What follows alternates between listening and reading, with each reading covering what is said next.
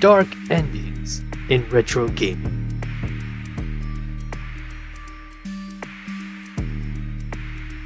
Number 5. Street Fighter 2. To be more specific, Bison's ending. It may look tame by today's standards, but when I first saw this as a kid, it left quite an impact and kinda disturbed me. The eerie music, the visuals, the text which basically states that Bison has taken over the world, it made me think to myself, my god, what have I done? It was intimidating for its time, and as a kid, I chose not to play as Bison anymore after that. Number 4. King of the Monsters. A Godzilla-inspired fighting game by SNK. This game's ending shows a TV anchorman reporting the chaos and destruction caused by the giant monster that won the fights, and mentions that the station might get attacked, which it eventually does. But watch this. Oh no, it's coming! Take cover immediately! Oh no! Pretty dark, huh? Interestingly, the Super Nintendo port actually toned down the ending. That's typical of them. Number 3. F-22 Interceptor. While this is technically a game over screen, the ending is still pretty messed up.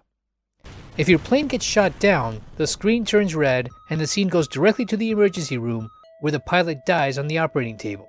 Jesus! This one freaked me out as a kid. Talk about shock value. Very freaky. Number 2. Chrono Trigger, Lavos ending. In this scenario, when your team is killed off by the final boss, Lavos, basically you win it's the end of the world. Lavos erupts from the ground and sprays flaming spines into the air, which rain down, causing untold destruction. The view shifts to a command center in Aristome, where the administrator watches helplessly as the computer monitors the destruction. At this point, the military gives up and flees, and Lavos' fire consumes the world, which leads it to become gray and lifeless. Finally, at the end of the scene, a sentence appears that says, "But the future refused to change." That's pretty dark. And number 1, we have Doom. This ending, apart from being dark and disturbing, was downright ballsy in its dark humor too.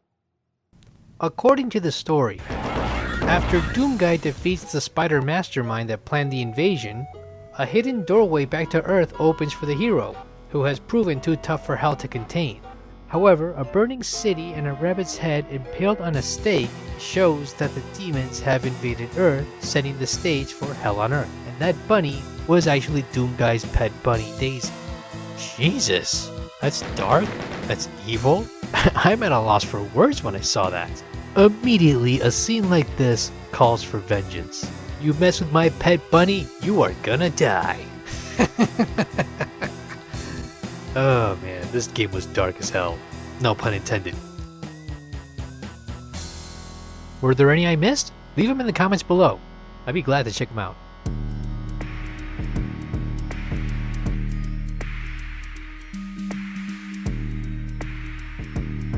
This has been Hadouken Dude. Thanks for watching. Until next time, take care.